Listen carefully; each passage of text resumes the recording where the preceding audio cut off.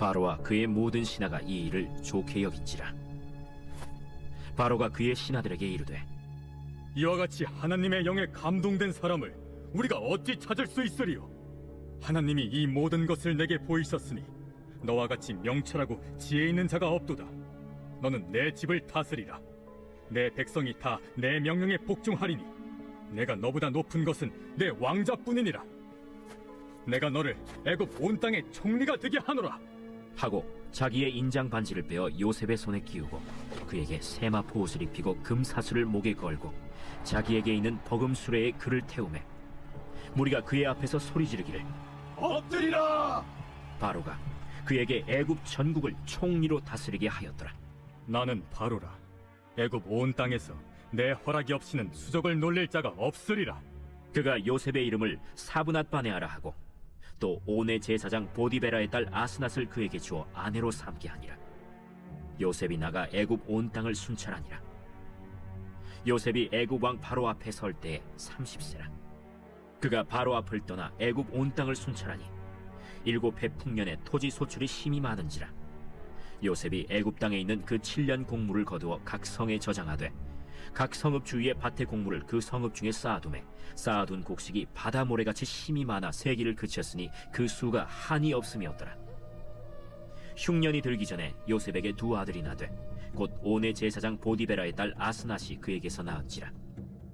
요셉이 그의 장남의 이름을 므낫세라 하였으니 하나님이 내게 내 모든 고난과 내 아버지의 온 집리를 잊어버리게 하셨다. 차남의 이름을 에브라임이라 하였으니 하나님이 나를 내가 수고한 땅에서 번성하게 하셨다.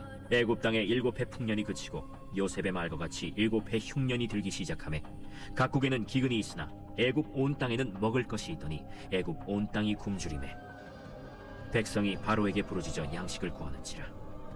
바로가 애굽 모든 백성에게 이르되 요셉에게 가서 그가 너희에게 이르는 대로 하라. 온 지면에 기근이 있음에 요셉이 모든 창고를 열고 애굽 백성에게 팔세 애굽 땅에 기근이 심하며 각국 백성도 양식을 사려고 애굽으로 들어와 요셉에게 이르렀으니 기근이 온 세상에 심함이었더라. 바로 왕 앞에 섰던 요셉은 바로의 꿈을 해석해 줍니다. 그러자 바로 왕은 요셉을 애굽의 총리로 세우는데요. 요셉 덕분에 애굽은 풍년의 시기에 흉년을 대비하게 됩니다. 그래서 애굽의 백성뿐 아니라 인근 나라의 백성들까지 기근에서 살아남을 수 있게 되죠. 많은 사람을 살려낸 요셉의 지혜는 하나님으로부터 주어진 것입니다. 요셉이 처음부터 지혜로웠던 것은 아니라는 것입니다.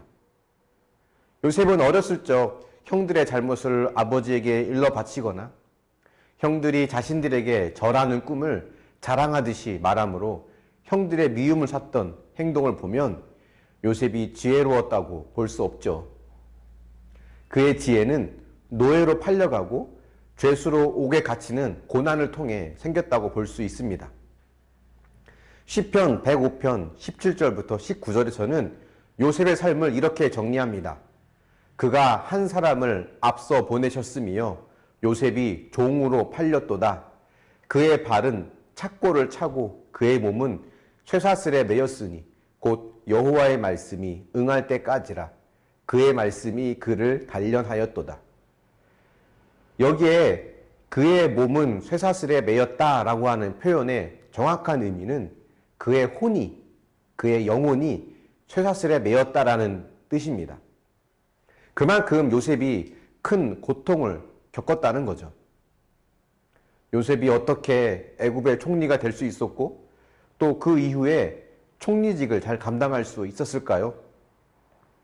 애굽의 국가 원로들을 모아놓고 국무회의를 열고 국가 정책을 결정할 만큼 요셉이 지혜롭고 능력이 있었나요? 처음부터 그에게 그런 것이 있던 것은 아니었습니다. 그는 고난을 통과했기 때문에 그 고난을 통해 하나님의 지혜와 능력을 가질 수 있게 된 것입니다. 요셉은 억울한 마음이 처음에 있었을 것입니다. 자신이 왜 노예로 팔려갔어야 했는지, 억울하게 왜 옥에 갇혔어야 했는지 해석이 되지 않았을 겁니다. 그런데 그 고난의 시간들은 철없고 지혜롭지 못했던 요셉을 변화시켜 갔습니다.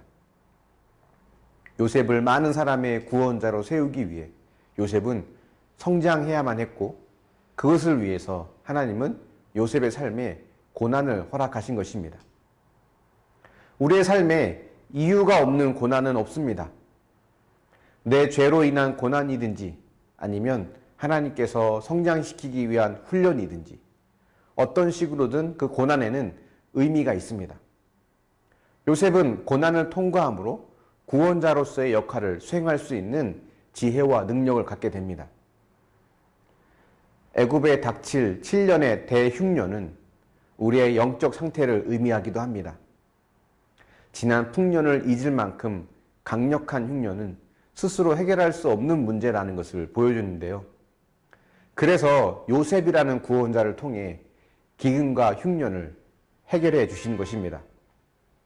마찬가지로 우리는 우리의 힘으로 해결될 수 없는 죄의 문제를 짊어지고 있습니다. 그것은 7년의 대흉년과도 같은 일이죠. 결코 우리 힘으로 해결할 수 없다는 겁니다. 그래서 주님은 진정한 요셉이 되어주시는 예수 그리스도를 우리에게 보내주신 거죠. 여러분은 어떤 흉년의 때를 보내고 있습니까? 이것을 기억하십시오. 그 흉년이 결코 무의미하지 않다는 겁니다. 그리고 그 흉년은 우리를 연단하고 준비하시는 하나님의 방법이라는 것입니다. 저도 저희 집이 부도를 겪어봤기 때문에 비슷한 아픔을 겪은 성도들을 보면 더 공감하게 되고 그들을 위해 더 기도하게 됩니다. 그래서 한편으로는 이런 생각도 해봤습니다. 더 다양한 고난을 겪어봤으면 더 많은 사람들을 이해했을 텐데. 물론 그 고난을 감당하는 것은 매우 힘든 일이죠. 그 고난 가운데 있는 것은 살기 싫은 만큼, 죽고 싶은 생각이 들 만큼 고통스러운 일입니다. 하지만 그 이상의 가치가 그 고난 가운데 있다는 것은 분명한 사실입니다. 요셉의 이러한 삶이 우리로 하여금 예수 그리스도를 생각나게 합니다. 고난을 통과한 구원자, 우리 스스로 해결할 수 없는 죄의 문제를 해결해 주시기 위해 십자가의 고난과 죽음을 통과해서 우리의 진정한 요셉이 되어주신 예수님을 생각나게 합니다. 그리고 그 예수님은 지금도 저와 여러분을 위해 중보하고 계십니다. 그 주님이 우리와 함께하기 때문에 우리는 어떤 흉년이 와도 좌절하지 않을 수 있는 것입니다. 지금 여러분께서 겪고 계신 그 흉년의 시기는 하나님의 계획 속에 나를 훈련하시는 도구임을 기억하시고, 지금도 우리와 함께 하시는 우리의 영원한 요셉이 되시는 주님을 통해 힘과 위로를 얻으며 살아가는 저와 여러분이 되기를 축원합니다. 묵상해 보십시오. 지금 어떤 흉년을 보내고 있습니까? 그 흉년을 주님과 함께 이겨내고 있습니까? 그러기 위해서 말씀을 매일 묵상하고 기도하는 삶을 살고 있습니까? 기도하겠습니다. 사랑의 하나님, 요셉이 바로의 꿈을 해석하고 총리가 된 것이 단지 우연이거나 운이 좋아서가 아님을 우리는 압니다. 하나님의 계획이었고, 또 요셉이 그러한 구원자로서의 역할을 감당하기 위해 뜨거운 고난을 통과하게 하신 주님의 계획 또한 우리가 믿습니다. 주님, 우리의 삶에 만나는 어떠한 고난도 무의미하지 않음을 믿습니다.